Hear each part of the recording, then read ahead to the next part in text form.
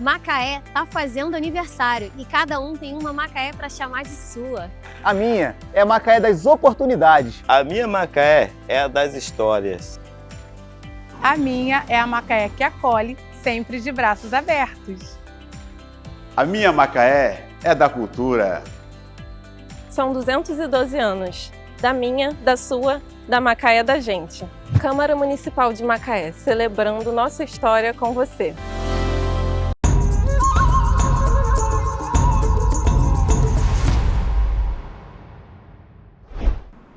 Olá, muito bom estar com você mais uma vez no nosso podcast Culturando, falando de cultura, falando de iniciativas culturais que acontecem em Macaé e para Macaé, principalmente aquelas que resgatam histórias importantes e que trazem um novo olhar sobre fatos históricos que às vezes são desconhecidos, né? Que não são do conhecimento de todos. Hoje eu estou recebendo aqui com muita alegria uma das idealizadoras, né, e que faz acontecer o movimento, a gente chama de várias coisas, né? Descobrindo Macaé, redescobrindo Macaé. Eu acho que o tempo todo é meio que redescobrindo, né? Que é a Grazi Eguedus, um nome diferente, está aqui para falar com a gente hoje sobre iniciativas culturais de um coletivo que surgiu na cidade, um grupo que surgiu na cidade, de gente que pensa cultura e que toca esse barco da cultura aqui com muito afinco e com muita dedicação. Grazi, prazer te receber aqui no Culturando. Muito obrigada, Silvio. Olá para todos os seus espectadores. Um enorme prazer estar aqui. O nome do coletivo que a gente atua, né, o nosso projeto, o nosso movimento é Desvendando Macaé. Realmente, assim, existem vários projetos aí na praça, mas o nosso é o Desvendando Macaé, que a gente está atuando nesse projeto desde 2016. Certo. Aí esse projeto ele tem várias vertentes. Isso, é um mix, né? O Desvendando ele é um mix, ele é uma coisa documentarista, também de biografia, também de acervo, também de teatro, também de cinema. Fala um pouco dessa salada que é o Desvendando, a salada positiva. Olha, o Desvendando ele é uma salada que ele já nasce da junção de arte, cultura, educação, de afeto. Quando eu conheci o Rubem e a gente se juntou, né? Além de nós termos nos casado, a gente também passou a trabalhar junto. E aí a gente, como comunicadores, intimamente ligados à cultura local, à cultura brasileira, né? O Rubem, ele é poeta, é músico, é memorialista, né? Eu também sou memorialista, sou escritora. E a gente juntou produtora, né? E sou comunicadora. A gente juntou todos os nossos grandes potenciais. Todas as habilidades. Em torno desse trabalho. Certo. Então a gente começou fazendo dentro do Desvendando um trabalho que chamava Cucuruma, que eu não sei se você se lembra. Sim. Que era um trabalho que a gente fazia ocupação cultural nas ruas de Macaé. Então a gente ia para a porta do mercado, enquanto o Rubem tocava o violão de 7 cordas ligado numa caixa acústica. Eu ficava vendendo livros, né? Livros que contavam a história regional, história de Macaé, né? Vários livros assim, tipo, que eram livros mesmo de educação patrimonial. Tanto de meio ambiente, como sobre, né, a história da região, os sambaquis, os sítios arqueológicos. A gente tinha diversos livros que falavam sobre Macaé, Rio das Ostras, Carapebus, Quissamã, Conceição de Macabu, Cabo Frio. Livros que realmente falavam da história regional, porque anteriormente todos esses lugares já compuseram uma região que não era dividida e fragmentada e nem tinha esses nomes. Isso, era um município só, inclusive. Era um território, casos, né? Era um território só. Então, o nosso trabalho, ele passou a ser um trabalho que ele é transdisciplinar, né? Ele atravessa várias disciplinas. Por exemplo, a gente faz trabalhamos com audiovisual, trabalhamos com roteiro ecohistórico-culturais, né? Que são roteiros que eles vão falar sobre o ecossistema, a ecologia, os ambientes, a educação ambiental. Vão falar sobre a história, mas para além dessa história colonizada, né? Apenas essa história colonizada que nos é imposta há tanto tempo. A chamada história oficial, né? Que é a história que, a partir de quando o colonizador chegou, né? A história do colonizador... Contada por ele. Ele começa em 1500. Como diria Tim Maia, a gente tem bilhões de anos e aí a gente conta como se fosse apenas 2000 anos, né? É mais ou menos nesse sentido. E aprendeu a contar, a conhecer sob a ótica do colonizador, né? Exatamente. Inclusive, sempre colocando o homem branco como herói. Sim. Né? Sendo que ele, na verdade, chegou aqui e ele achou que as pessoas que estavam aqui eram menos importantes, a vida das pessoas que viviam aqui era menos importante que a deles, o território, né? Então, para eles poderem ocupar esse território, eles tiveram que dizimar muitas tribos indígenas. A história já acontecia há muitos anos aqui. Tanto que eu não sei se você sabe, aí a gente já passa pela arqueologia, por exemplo. Eu não sei se você sabe, Silvio, que aqui Macaé tem uma fase na arqueologia brasileira, tamanha a importância dos sítios arqueológicos que foram encontrados aqui no território onde se encontra o município de Macaé hoje. Sim. O Charles Darwin andou por aqui pela região, Darwin, né? Saint-Hilaire, Jean de Lery, né? Jean de Lery o Darwin ele veio no século XIX, 1800 e pouco. O Jean de Lery, ele já passa por aqui, que ele também era um padre naturalista, né? Francês. Ele passa por aqui e descreve o rio Macaé, a Pedra do Frade como sendo a esmeralda de Macaé, o arquipélago de Santana como ilhas de Macaé. Então Macaé passa no século XVI, 1570, já passa a constar na literatura internacional. Então essa importância da história do colonizador, a gente passa a ter a partir mais ou menos de 1570. Ele escreve em 1550, mas ele demora uns 20 anos para publicar, né? Esses relatos que vão falar sobre essa estadia dele aqui. Inclusive por isso que a gente tem uma ilha chamada Ilha do Francês. Certo. Né? E a fase arqueológica, ela vem muito antes. Essa fase arqueológica ela é de, no mínimo, 3.000 anos antes do presente. Ela é antes dos Goitacá estarem presentes no nosso território, que foram os indígenas encontrados pelo europeu, né? Os indígenas encontrados e relatados pelo europeu. Então, a história de Macaé, do Brasil, ela já existe há muito tempo. A gente tem aqui registros, inclusive, que mostram que a nossa ligação com a África é muito ancestral. É muito anterior, inclusive, à existência do próprio ser humano. Nós temos rochas aqui no nosso costão rochoso, como, por exemplo, ali no Hollywood, ali no farol antigo, no farolito, a gente tem rochas ali que são de cerca de 2 milhões de anos atrás, de uma colisão entre o continente americano e o continente africano. Assim como nós também temos rochas que vão contar a história dessa separação desses continentes e da junção novamente, inclusive as rochas que nós temos de bicudas, Pico do Frade, a base do Peito do Pombo, elas também são resultados dessa colisão, né, do continente americano com o continente africano, que gera a larva sobe ali e se resfria, formando essas rochas que também são de milhões de anos atrás.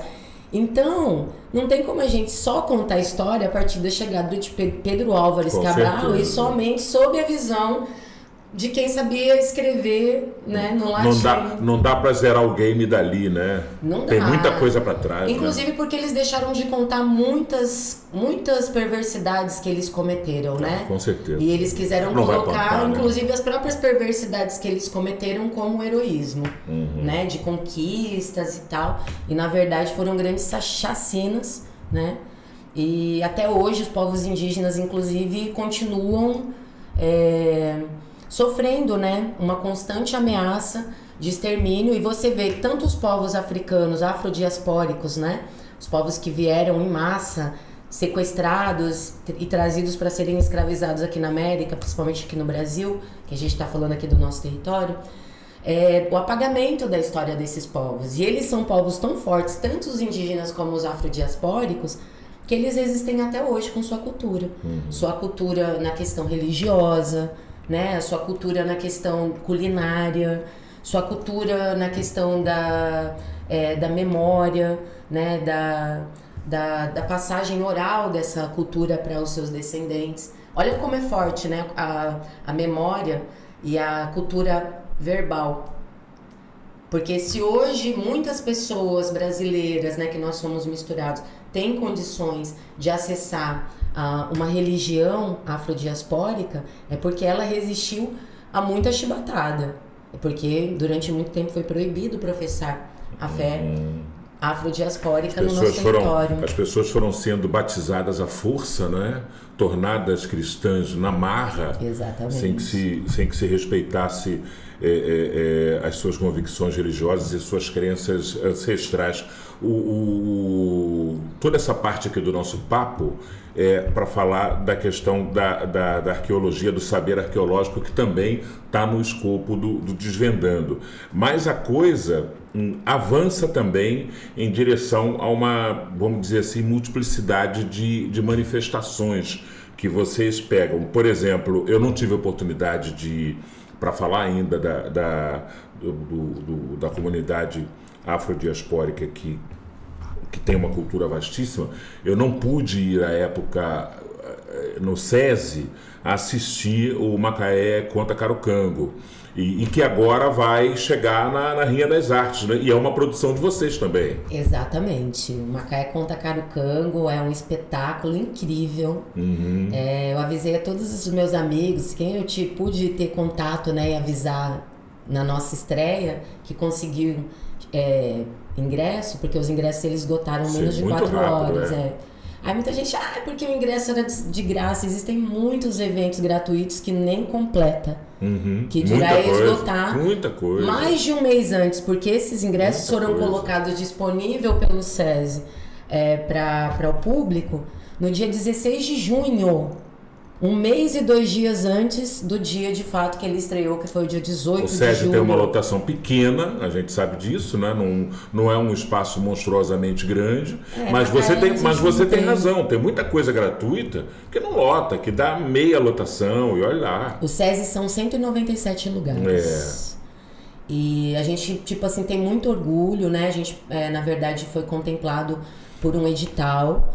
E foi aí que nasce a história, né? Na verdade, o Ademir, ele sempre inquieto, sempre ali nosso amigo. Quando inaugurou o busto, que você também estava, a gente fez uns vídeos ali, umas lives, e aquilo deixou ele inquieto. Então ele entrou em contato com o Rubem e perguntou o que o Rubem achava dele escrever um espetáculo. E o Rubem falou, cara, sabe, acho maravilhoso, porque você é um cara incrível, com certeza vai sair um grande texto, né, daí. Aí ele fez o texto e foi ajustando, e a gente lendo aquilo, emocionado, sabe? Assim, eu e o Rubinho, ele até dirigiu esse texto ao Rubem, né? Ele deu de presente, vamos dizer, pro Rubem esse texto. E aí eu perguntei pra ele, vamos produzir? Vamos colocar no palco? Aí ele falou, bora. E aí tinha esse edital aberto do SESI, né? O edital Mosaico. E a gente se inscreveu mesmo assim, a verba não sendo, meu Deus, que dinheiro, né? Não era pra gente se sustentar, era pra gente, na verdade, colocar um projeto... Pra ter uma produção legal, né? Na verdade, não era um dinheiro que desse pra fazer um grande espetáculo. Sim. Na verdade, a nossa sorte foi que a gente encontrou pessoas incríveis, super conceituadas. Parceiros, né? Não, super conceituados. Jorginho de Paulo fazia cenografia e figurino, super premiado. O cara tem mais de 30 anos. O próprio Ademir, com mais de 50 anos de experiência, né, como teatrólogo. Então ele foi aperfeiçoando. O João, né, Avles, que é a nossa atriz LGBT, que protagoniza junto com os Ogãs, né, que são vozes de carucangos atuais. E o Ademir, com a genialidade dele, usou a patafísica, que é você trazer de um tempo muito anterior para esse tempo de agora, sabe? Assim, como se não existisse uma fronteira temporal. Inclusive indico, né, a quem faz teatro conhecer um pouco mais desse conceito geriano, né, que é a patafísica, muito legal.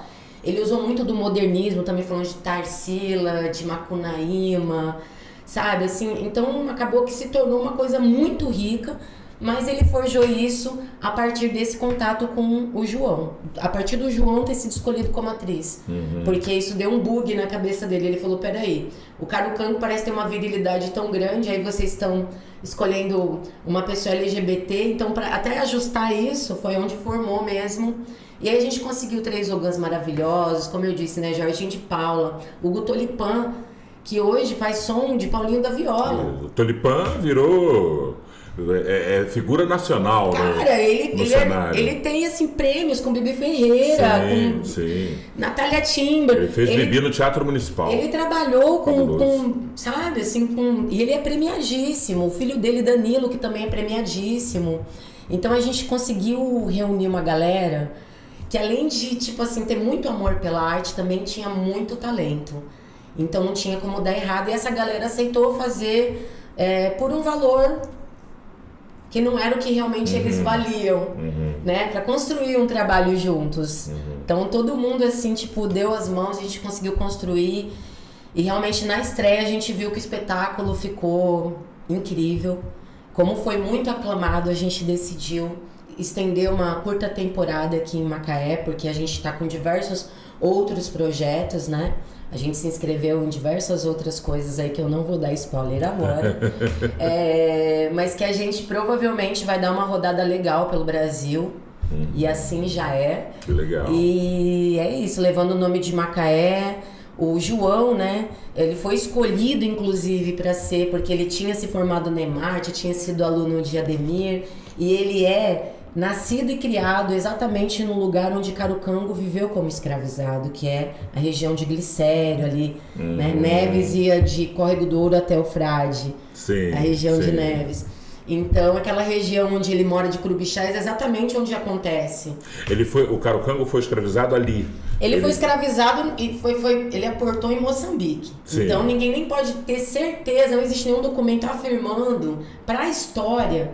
Precisa ter documentos, até alguma coisa que comprove aquilo que você está falando. Então não existe nenhum documento, até hoje não foi encontrado, nenhum documento afirmando que Carucango realmente era moçambicano. Mas foi em Moçambique que ele entra dentro de um barco sequestrado para vir aportar. E Moçambique era um porto que trazia pessoas de várias regiões. Eu li inclusive em algum lugar que ele chega primeiro no Nordeste brasileiro, né? De que ele não vem diretamente para essa região. Olha, o que Conceição Franco passou, eu não me aprofundei muito porque o Marcelo Abreu ele tá para lançar um livro. Sim. Ele e Conceição são considerados o pai e a mãe de Carucango, porque são os dois maiores historiadores regionais aqui que se debruçaram sobre essa história, encontraram inclusive evidências científicas de que de fato ele existiu, né? Que são escritos tanto em processos jurídicos como em escritos de igreja, né? Aqueles registros paroquiais. Então eles encontraram essas duas evidências históricas, são documentos históricos, de que de fato Antônio Moçambique existiu e de que existiu toda essa questão em volta dele. Só que o Antão de Vasconcelos, que é o neto do militar que juntou uma milícia para invadir o quilombo e exterminar o quilombo, ele conta a versão que o vô dele sempre contou e que foi passando, né, verbalmente ali de vô para filho e não. Já nos documentos paroquiais, por exemplo, eles não contam a mesma versão de que Carucango, em seu leito de morte, ele cercado, saca uma arma e atira. Eles contam que, pelo contrário, Carucango teve uma preocupação política de que tinham muitas mulheres e crianças. Então, de que ele fala que ele se entrega caso eles não façam nada com as mulheres e com as crianças. E de que eles querem paz, né? Eles não querem que tenha uma carnificina, porque eles sabiam que mesmo armados eles levariam a pior, né?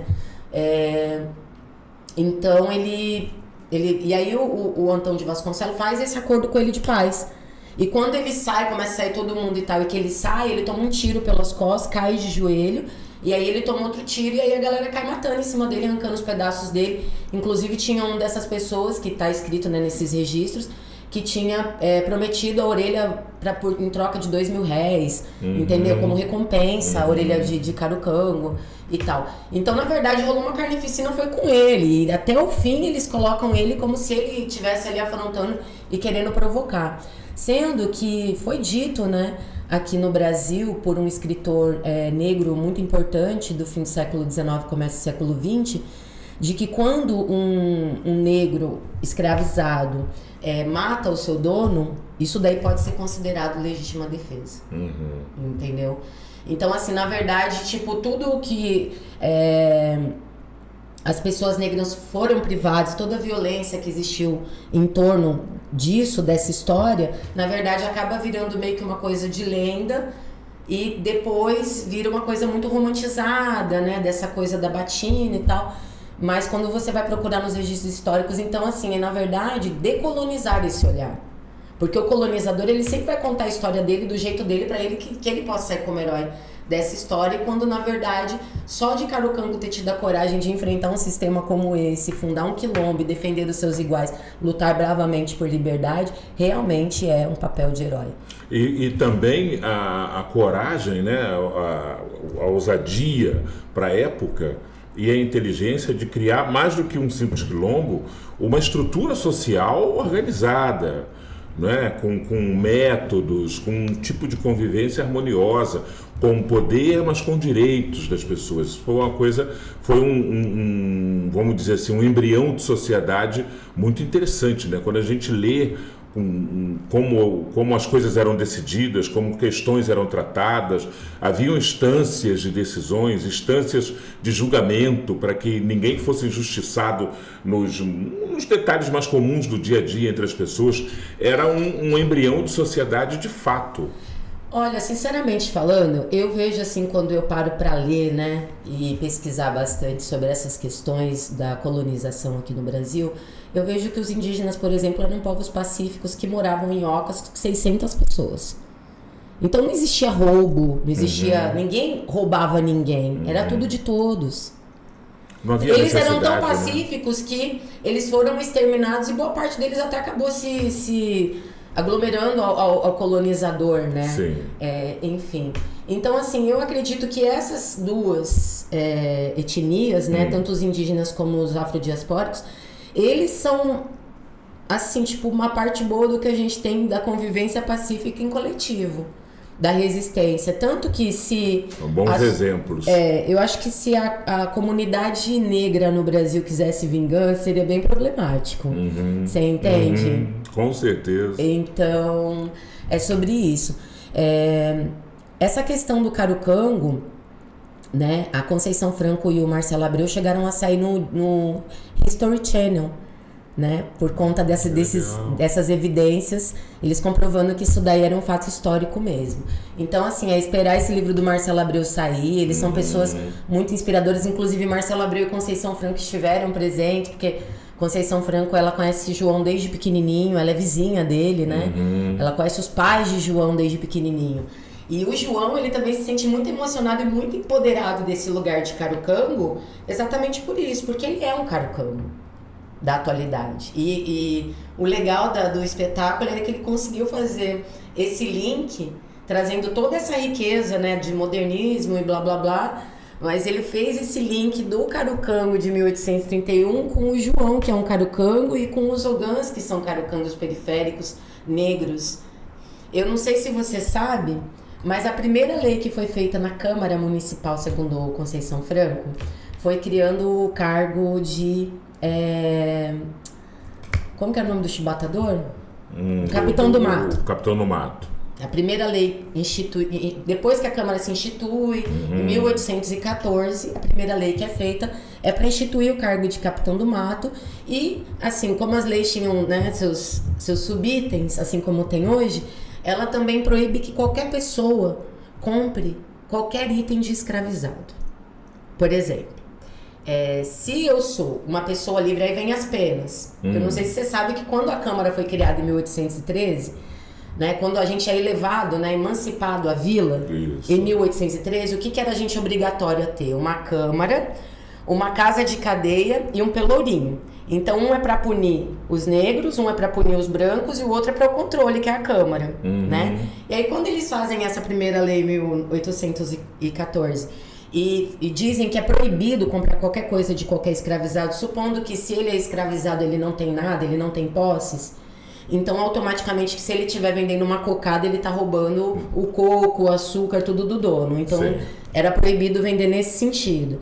Se você fosse uma pessoa alforriada, a comprar alguma coisa, fosse pego comprando alguma coisa de escravizado, você passava 30 dias na cadeia. Mas se você fosse escravizado comprando coisa de escravizado, você tomava 200 chibatadas em praça pública. Enquanto ao branco, possivelmente não acontecia nada ou quase nada. Não, na verdade o alforriado era o branco. Provavelmente o branco pobre. Por quê? Porque a elite certamente ela nunca ia ser julgada e punida, real. Exatamente. Né? Inclusive porque era a própria elite que compunha a Câmara, que fazia Perfeito. Todo esse papel. Lógico que tinha o papel do cara que representava a coroa pra estar fazendo justiça, nananã. Mas você percebe que desde a criação da primeira lei já existe uma diferença. Se você for um negro escravizado, você vai tomar 200 chibatadas. E olha, meu irmão, tomar 200 chibatadas. Primeiro eles instituíram quem ia dar a chibatada, né? E depois o castigo. E se você fosse uma pessoa forreada, então você pegava 30 dias de cadeia. E aí, eu inclusive estava falando com um amigo meu ali do Morro do Carvão, né? Um menino que faz Uber, que é meu amigo, que mora ali no Morro do Carvão. E que ele estava falando dessa indignação dele. Eu estava falando como que, desde os primórdios, a gente já foi forjado para ter essa diferença, né? Quando a gente fala que o jovem negro, ele é já sumariamente julgado e condenado pelo próprio policial antes de chegar no juiz, né? O que em São Paulo hoje isso até tá mais evidente, né? Com os policiais de lá que tem matado bastante. Sempre mataram muito, mas tem matado bastante. E fica muito nítido nesses tempos que a gente tem a mídia. Força policial essa, acho que eu sempre pontuo isso, e isso não é coincidência. Força policial essa que tem uma predominância de homens negros e pardos. E o Capitão do Mato era o quê? Ele não era um cara da elite. Não. Pra você ter disposição de você pegar um chicote, meu irmão, e dar 200 chibatadas com muita força num cara amarrado... Não era. Você entendeu? Você não, tipo, devia... A perversidade tava, né? Envolvida em toda essa história, né? Mas, até uma dose de revolta, né? E na verdade o que acontece? O homem branco, ele sempre usou o indígena para atacar o indígena, o negro para atacar, contanto que até hoje, né, essa questão do fascismo, ela faz isso. E isso é nítido no Brasil. Hoje a gente tem redes sociais, que é o que quer dizer, hoje a mídia é horizontal. Eu produzo para os meus iguais, não precisa ser uma grande produtora produzindo mantendo o controle do que está sendo visto, né? Não tem. Você consegue você consegue chegar. Todo mundo consegue, independente se é pequeno produtor ou grande produtor, então a informação. Você chega para alguém. E hoje a gente consegue, então não é mimimi. É o que eu falo assim, tipo, tem uns alunos, né? Eu também faço. Eu sou tutora no CEDERJ, né? Que é consórcio das universidades públicas do estado do Rio de Janeiro e do ensino superior e tal. E eu costumo muito falar para os alunos, sabe? Eu acho que a gente não pode achar que é mimimi e a gente tem que estar muito atento na nossa sociedade, principalmente nós brancos. Porque os brancos estão cansados de ensinar, eles estão cansados de exigir seus direitos, estão cansados de morrer, né? E aí, porque é mimimi, fica falando, quem é você para estar falando? Eu sou uma pessoa que eu me incomodo demais com isso. E eu enxergo nitidamente que já desde quando isso daqui começou, eles fizeram 2 pesos e 2 medidas, ou 3 pesos e 3 medidas. Essa é uma questão que eu acho que tem que interessar a todos, a quem é atingido de maneira objetiva e direta, e a quem não é atingido, mas é tão sensível que consegue ver que aquilo é injusto.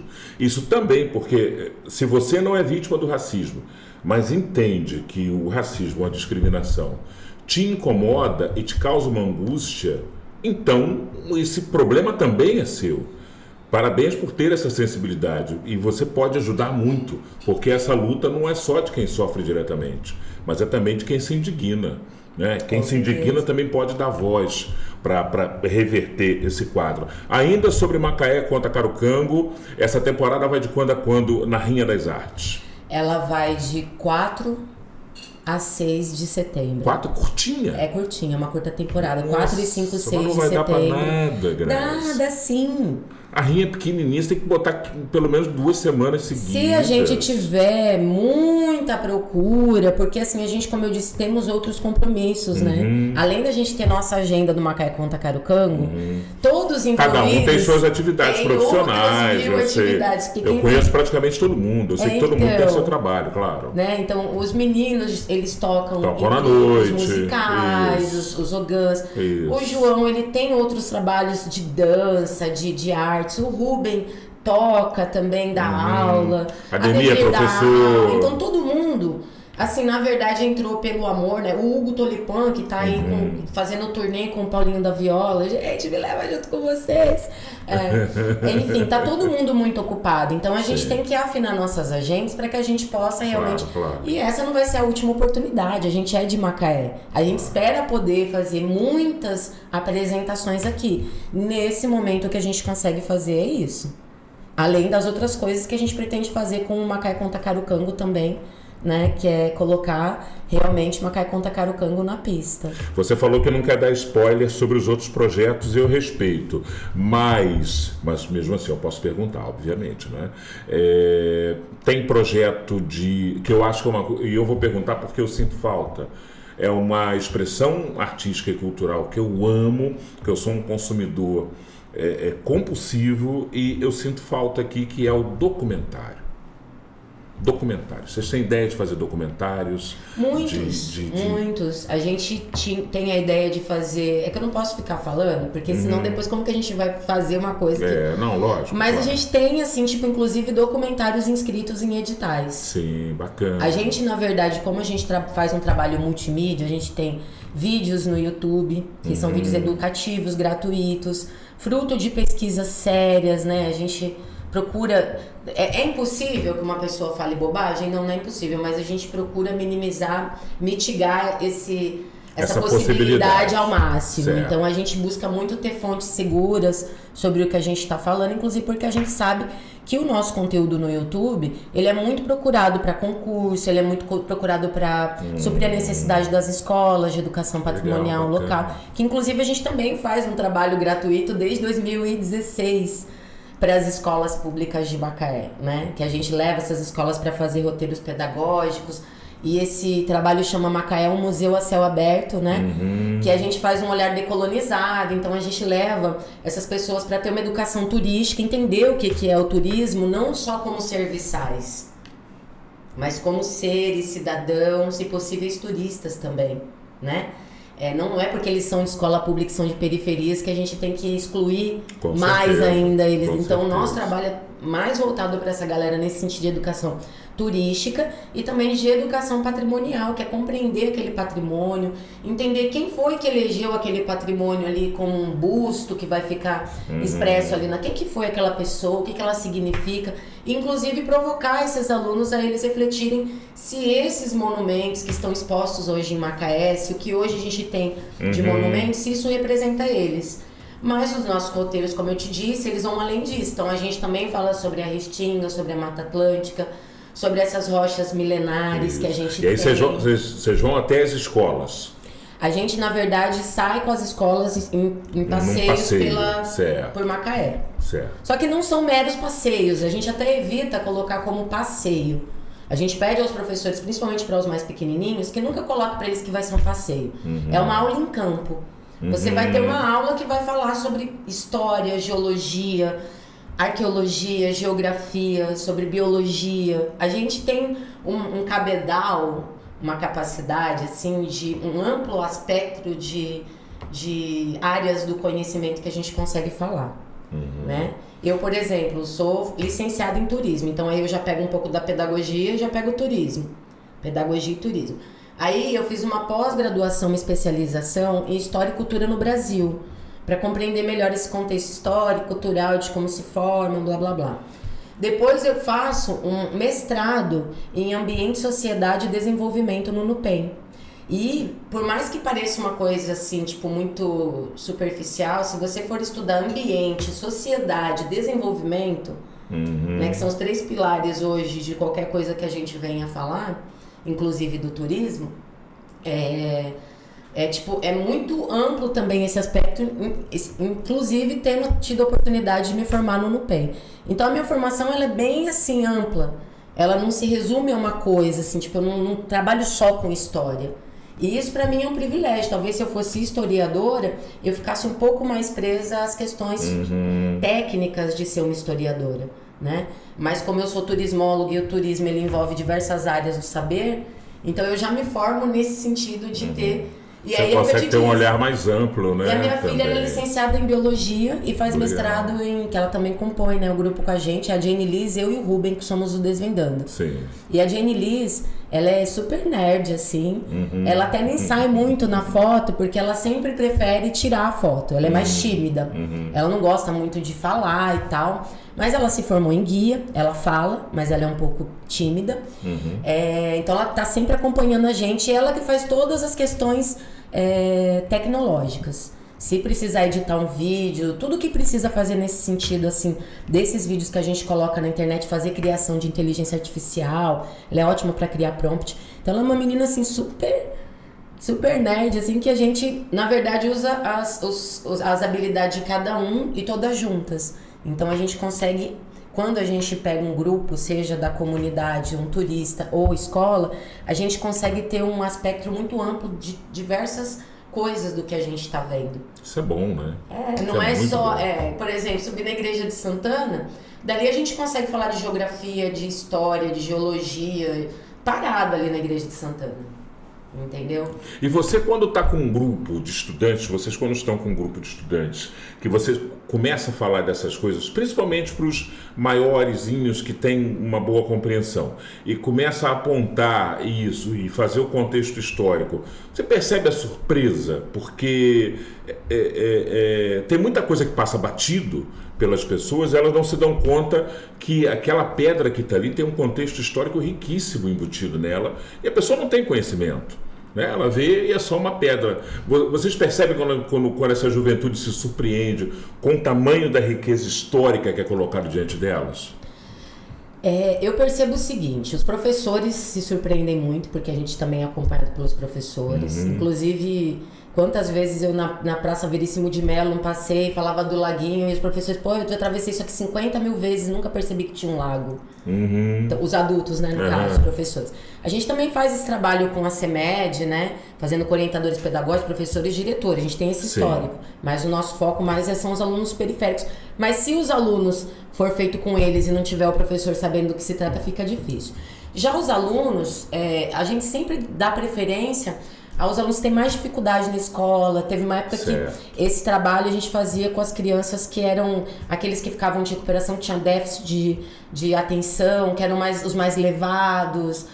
E quando levava esses grupos, os professores, mais uma vez, davam feedback, ficavam muito, assim, espantados de como que eles, largavam a hiperatividade de lado, sabe? Assim, todo mundo prestando atenção, todo mundo empoderado. Eu acho que é por quê? Porque o olhar que a gente faz não é o olhar do colonizador.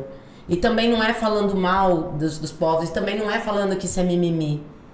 Não é reforçando esse olhar do colonizador, pelo contrário, é decolonizando e fazendo com que essa pessoa também possa ter um lugar de se enxergar dentro dessas questões, né? E aí por isso que a gente vai até muito além da história, porque a história dos povos indígenas, dos sambaqueiros, ela é completamente apagada, a história da formação do planeta, né? Então eu acho que quando a gente fala sobre essa ancestralidade da nossa ligação com a África, e quando a gente fala sim, sabe, nós temos um outro olhar sobre essa história. Sim, Karukango foi sim um herói. Sim, você também é, né, um componente que pode decidir quais vão ser os patrimônios que vão ser escolhidos. Se você tiver conhecimento, se você tiver cidadania, né? Porque, na verdade, o que acontece? Quando a gente trabalha com educação patrimonial, que é uma coisa que é muito difícil porque ela é muito desconstruída. A cultura e a educação já são desconstruídas. E quando você junta elas duas, é uma coisa mais desconstruída ainda. Porque não interessa a gente ter no Brasil um público não, né? Cidadãos. Já dizia aí um velho pensador brasileiro também que o Brasil ele não tem cidadão, ele tem público. A galera senta e assiste. E a formação acadêmica, a formação escolar, ela é feita para que as pessoas estejam mesmo nesse lugar de não ter reflexão crítica. Por isso Paulo Freire é tão amado por tantos e tão odiado por tantos outros. O projeto é engolir tal qual lhe chega, sem questionamento. Toma e engole, pronto, é isso. Eu lembro uma vez, cara, que eu vi uma coisa muito absurda naquele Globo News, que eles tinham há uns 8 anos atrás, assim, eles tinham um negocinho, aquela pegadinha, como que é o nome daquele negócio que eles falam toda hora? Aquele memezinho? Que eles falavam assim, a gente pensa por você. Sim. Uma vinhetazinha. Como assim? Né? Uma vinheta. Como assim? Com o slogan. O slogan. A gente pensa por você, não. Eu não quero que ninguém pense por mim. Claro. E, na verdade, a maior parte da população fica, assim, tranquila e satisfeita porque tem alguém pensando por eles. Terceiriza, né? Uma reflexão. Entendeu? Né? Exatamente. Então, na verdade, eu percebo que existe uma ânsia muito grande nessas pessoas periféricas de se enxergarem, de serem enxergadas. Inclusive, quando a gente faz esses roteiros, a gente trata também sobre a pichação, sobre o grafite. Por que esses lugares estão vandalizados? Por que isso é considerado vandalismo se lá fora o grafite é considerado uma expressão, é considerado arte. Então a gente não se prende ali numa coisinha básica, entendeu? Não fazemos nada básico. E até já tinha te dito, o Macaé Conta Carucango também não é básico. Não esperem coisas básicas da gente. Tudo que a gente se envolve é para ser coisas que realmente estão ali para ser um algo a mais. Mais do mesmo. Na sequência do Macaé Conta Carucango, o Desvendando Macaé vai trazer o que para a cidade de novo? Qual o próximo projeto? Esse já pode falar ou ainda está no forno? Olha, a gente passa o tempo todo trabalhando. A gente não descansa. 24 horas por dia, 1000 coisas. Os editais como Lei Paulo Gustavo e Lei Aldir Blanc, principalmente, foram fantásticos, né? Foram um up legal, né? Foram, mas ano passado a gente só se inscreveu na Aldir Blanc aqui municipal. Sim. Porque a gente também estava passando por outros processos, a minha sogra estava doente, a gente que cuidava dela. Sim. Então a gente estava muito sobrecarregado, né? Rubem e eu.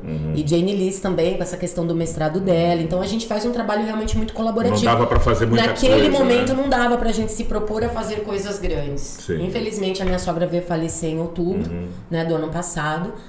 Não assim que a gente tenha ficado mais livre, até porque a gente também tá passando pelo nosso processo de luto. A minha filha foi atropelada há 3 meses atrás. Tá assim, uma pancada atrás da outra, mas a gente não deixa de trabalhar. Ela tá bem, né? Tá bem. A Grazi, inclusive, 2 meses atrás viria aqui falar com a gente. Não veio por causa desse incidente, né? A gente teve que cancelar, é verdade. Foi, assim, a pior coisa da minha vida. Certamente, a minha filha foi atropelada voltando à escola, então assim, mesmo assim a gente não deixou de trabalhar, mas eu, logicamente, precisei abrir mão. Ainda bem que a gente é um trio muito, assim, parceiro. Muito coeso. Na produção. Por quê? Porque como eu tive que sair, mesmo não tendo falado exatamente o que eu precisava, eles cobriram e a gente conseguiu fazer a nossa estreia, que a gente estava naquele momento trabalhando mais o foco no espetáculo.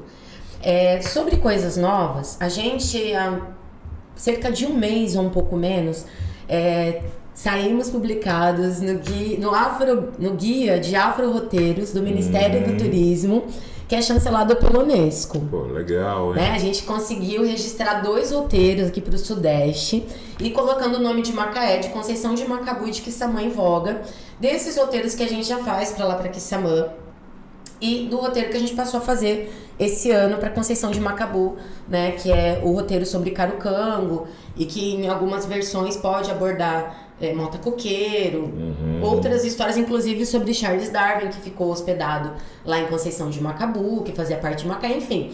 Conceição de Macabu, né, os municípios que estão ao nosso redor, que fazem parte da nossa história ancestral, eles têm muito para contar, então não tem como você fazer uma história muito aqui, focada só em Macaé. E a gente, como tem essa amizade, já tem essa articulação com os outros municípios e com pessoas que atuam nesses municípios, fica fácil. Então, para essa semana a gente já vai estar divulgando o roteiro de Quissamã, que faz um tempo já que a gente não faz.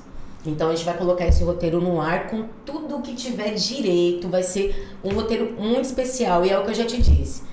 Roteiro para Quissamã vai ter 20 roteiros, 20 pessoas fazendo. Agora, roteiro como o nosso, muito difícil. Por quê? Porque a gente não aborda só o tema básico da história. Outra coisa, todos aqueles casarões e fazendas de Quissamã são de familiares e antepassados do Rubinho. Então, quando a gente faz um roteiro para Quissamã, a gente tem um diálogo muito aberto com pessoas que não abrem suas residências para outras pessoas. Então, quando eu falar para vocês que vai ter um roteiro especial, galera, acreditem. E esse roteiro vai estar saindo aí no ar nos próximos dias. A gente só tá fechando os detalhes finais porque a gente quer que seja realmente muito especial. Tá convidado, se quiser ir com a gente, Silvio. E a gente tem 2 roteiros em Quissamã, né? O Desvendando Quissamã mesmo, e esse que é da Rota da Ancestralidade, que a gente dá uma ênfase muito maior a essa questão da escravidão, né? E desses inúmeros seres humanos que foram escravizados e sofreram tanto aqui na nossa região. Que ainda temos lá, inclusive, os remanescentes, o Quilombo da Machadinha com a sua rica história, né?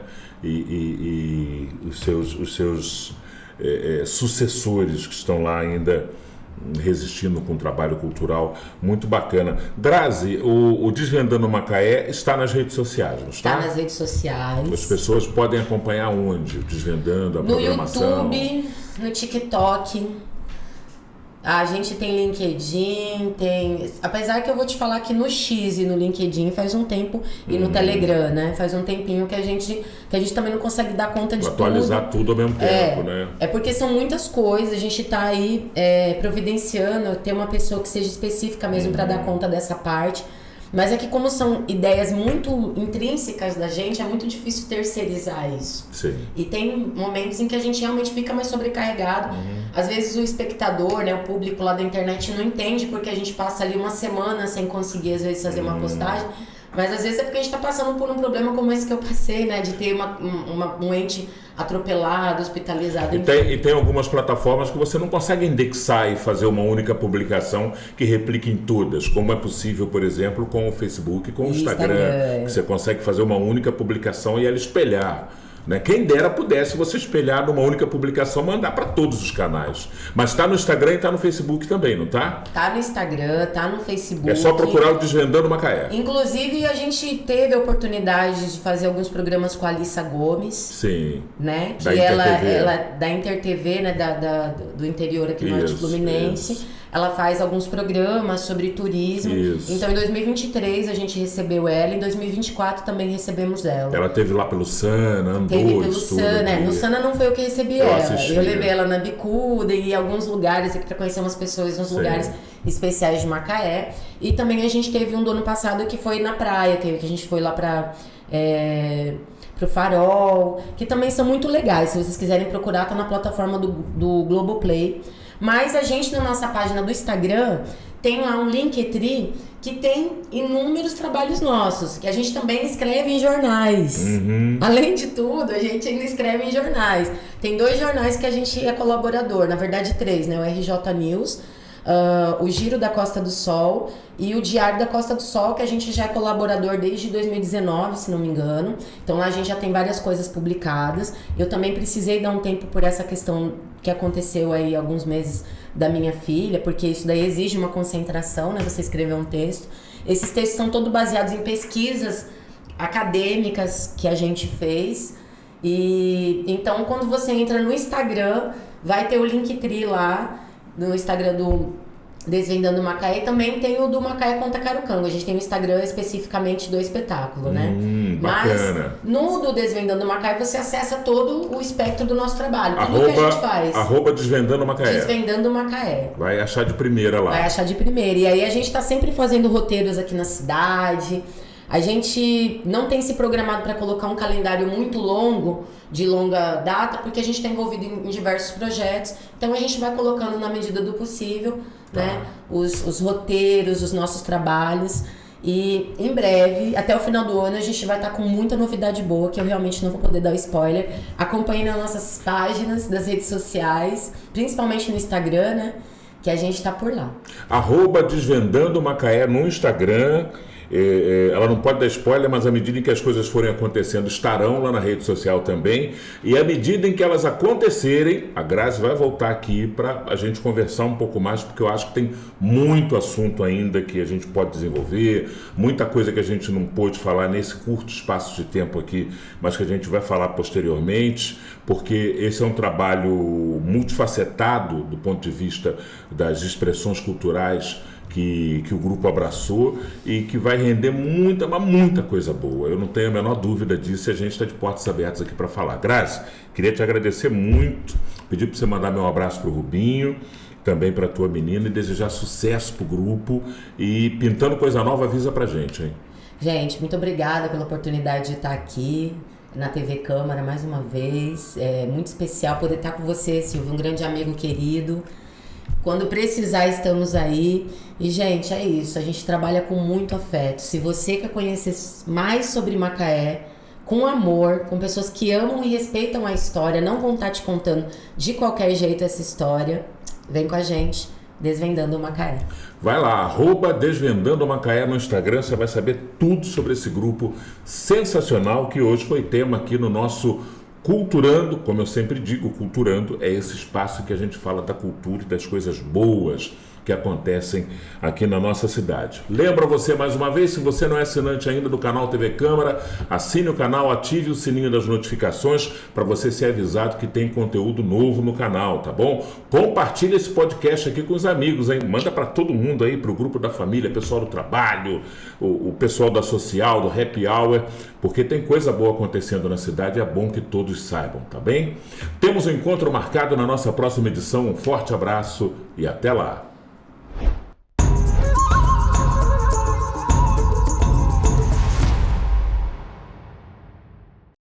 Macaé tá fazendo aniversário e cada um tem uma Macaé para chamar de sua. A minha é a Macaé das oportunidades. A minha Macaé é a das histórias. A minha é a Macaé que acolhe, sempre de braços abertos. A minha Macaé é da cultura. São 212 anos. Da minha, da sua, da Macaé da gente. Câmara Municipal de Macaé, celebrando nossa história com você.